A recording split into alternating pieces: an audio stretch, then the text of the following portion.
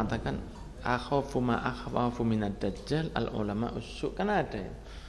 Saya lebih takut daripada dajjal. Siapa? Ulama su. Ulama su itu ulama yang membawa orang kepada keburukan. Karena kan kalau dajjal kita tahu ini musuh, tapi kalau ulama apalagi yang cinta sama dia dibawa kepada keburukan, itu kata Rasul, saya lebih takut itu daripada dajjal. Medeni. Jadi memang betul kata Yai. Nah, sifat-sifatnya maksudnya dajjal junior itu sudah ada. Kemudian di hadits berikutnya Rasulullah bersabda, siapa yang hafal 10 ayat awal surat Kahfi terjaga dari gangguan dajjal. Di riwayat yang lain, di riwayat Muslim juga, bahwa orang yang menghafal ayat kursi, menghafal 10 ayat terakhir dari surat Kahfi tidak akan tertipu oleh dajjal, ya. Karena tipuan dajjal ini tidak ada orang yang bisa selamat kecuali yang terjaga. Jadi orang ahli ibadah terus mengatakan, mana itu dajjal? Saya punya Al-Quran, saya punya begini. Tapi dia ada rasa sombong. Dia merasa saya tidak akan kena, itu malah kena dulu.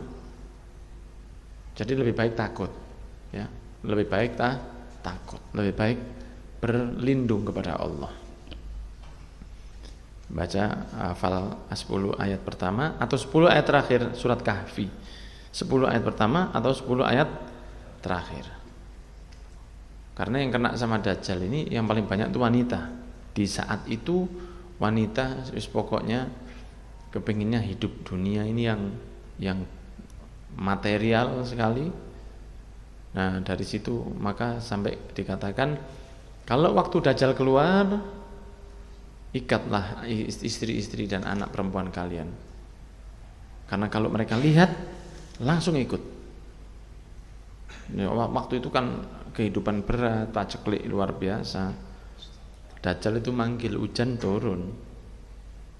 Ya, dia nunjuk tanah gersang, wahai tumbuhan tumbuhlah, langsung keluar. Ya, tapi itu istidraj, bukan karomah. Itu sambung tangan. Insyaallah. Istidraj itu keburukan, itu bukan kebaikan. Tapi memang bisa begitu, dia pindah tempat dalam waktu yang singkat. Sekarang di sini langsung dalam berapa waktu dia ke mana, kerjasama dengan setan jin yang menyerupai manusia seperti yang saya sampaikan tadi. Nah, itu masuk dalam kubur, keluar setan yang bisa nyerupai itu, menjadi seperti ayah dari salah satu orang. Jadi seakan-akan dia itu Tuhan. Nah, sehingga dajjal itu kalau mengatakan kepada orang yang hidup, yang sudah mulai ada rasa ingin mengikutinya, kemudian dia mengatakan, saya bisa menghidupkan bapakmu. Bapak saya? Iya. Loh, bapak saya itu sudah mati lama, kita hidupkan. Nek kamu tak hidupkan, kira-kira kamu mau nyembah saya? Ya coba. Nah, itu setan yang menyerupa tadi. Nah, itu tahu-tahu menyelinap bonjero kubur atau gimana, tangannya keluar, atau keluar dari belakang bapaknya. Nah, setan kan bisa berubah jadi apa saja. Maka dia akan di belakang, Pak, urip Pak. Iya. Kon sik urip pun. Waduh Pak. Nah, iki aku diuripno Tuhan nih. Gitu setan. Ini Tuhan. Mosok Pak, loh. Bapak urip enggak percaya le. Iki Tuhan le. Lah berarti aku nyembah iki. Ya ini disembah ini. Maka semua tambah banyak yang ikut kepada dajjal. Karena orang melihat dengan mata kepala sendiri seakan-akan bisa menghidupkan yang mati. Padahal bukan. Dia kerjasama dengan setan. Ya, setan yang bisa menyerupa kepada manusia. Persis bapaknya. Persis bapaknya. Nah, sehingga orang katut, banyak sekali yang ikut dengan dajjal. Sekarang aja banyak. Sekarang aja udah banyak. Ya. Apalagi nanti pas dia keluar lebih banyak lagi. Karena tidak langsung dia keluar terus dia jalan-jalan di pasar. Sinten nggih Dajjal? Tidak begitu dia. Dia kerjasama sama iblis. Jadi ada kolaborasi yang luar biasa, ada collab yang luar biasa. Iblis dengan Dajjal. Nah, iblis ini yang mengatur dengan pasukannya supaya orang nanti Dajjal itu turun, orang sudah heboh sama dia. Sekarang dikasih dulu dari orang-orang yang sudah mau kepada setan dengan lewat ya musik atau lewat macam-macam musik-musik yang tidak Islami ya. Jadi dibawa dulu manusia ini supaya hancur dulu. Sudah tidak percaya sama agama. Ya, agama yang paling kuat kan Islam sekarang. Yang paling berkembang dan paling fundamentalis, tidak mau berubah. Ya sigi Islam. Diganggu bagaimanapun, ya ini Islam. Nah, sehingga iblis itu membuat manusia mengerucut nanti untuk menjadi sukses itu harus lewat seorang the Messiah atau penolong. Nah, penolong yang turun itu mestinya Imam Mahdi. Tapi agama-agama banyak yang fahamnya nanti turunnya Dajjal.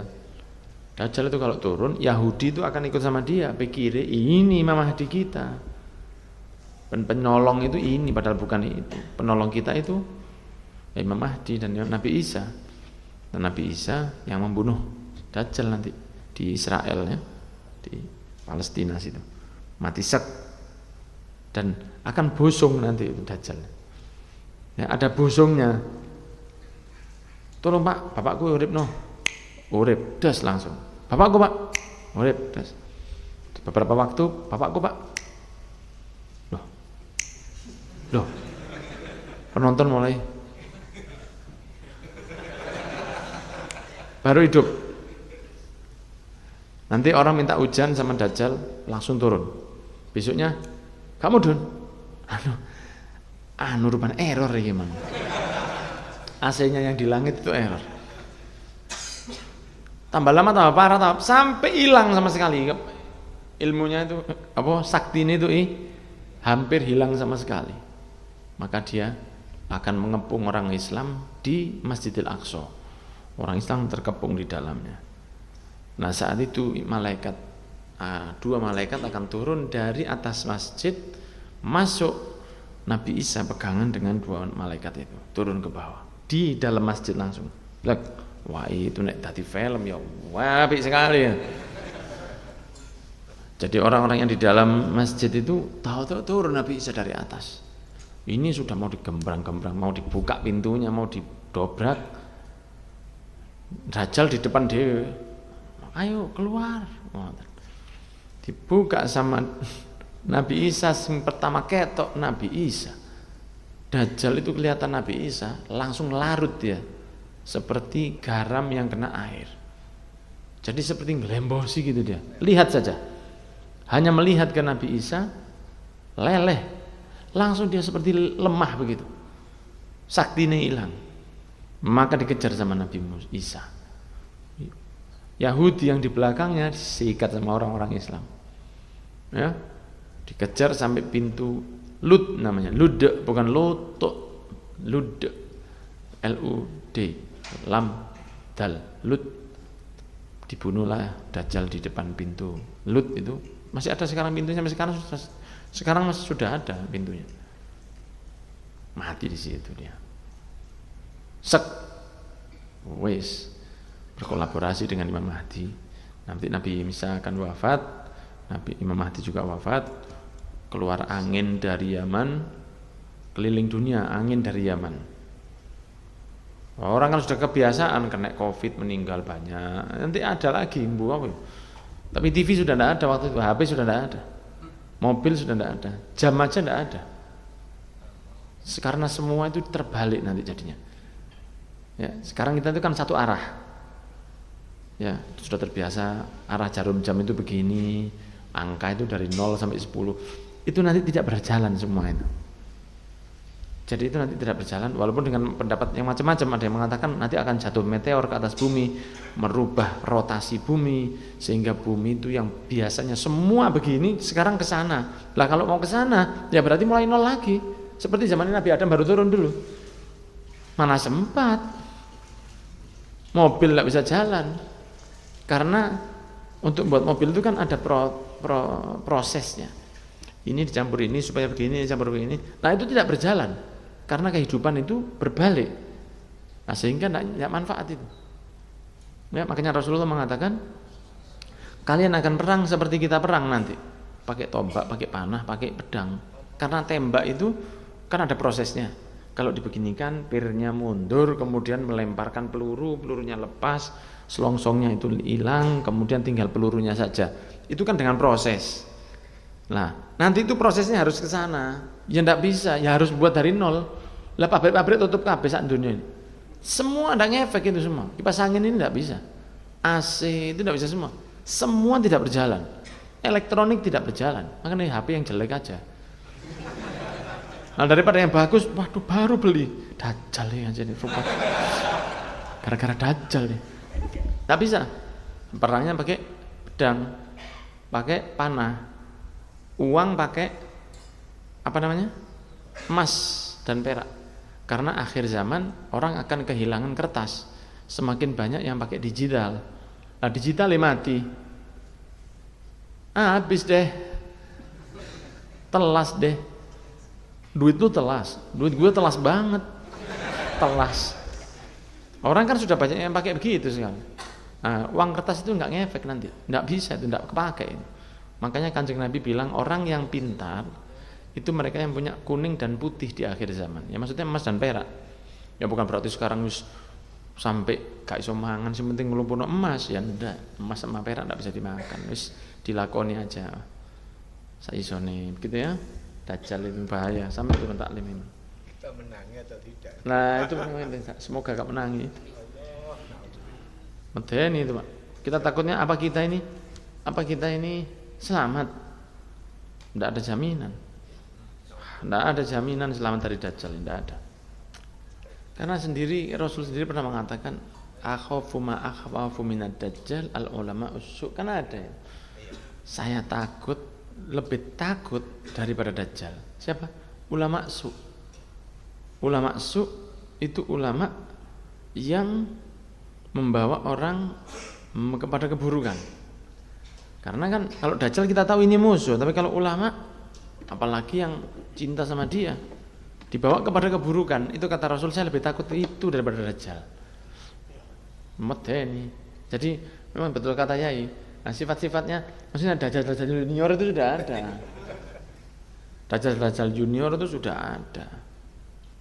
Kemudian dari yang ke-14, dari ketika malaikat Jibril duduk bersama Nabi kemudian mendengar suara dari langit.